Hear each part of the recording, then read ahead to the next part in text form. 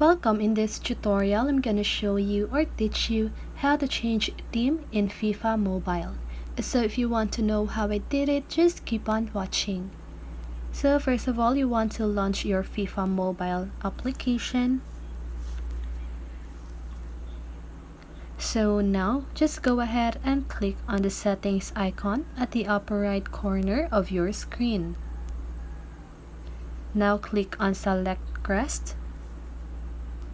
Now you can just go ahead and choose the theme that you want. So I'm just gonna choose any random theme. So this one.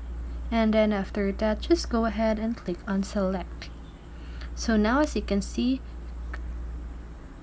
like that, crest updated successfully.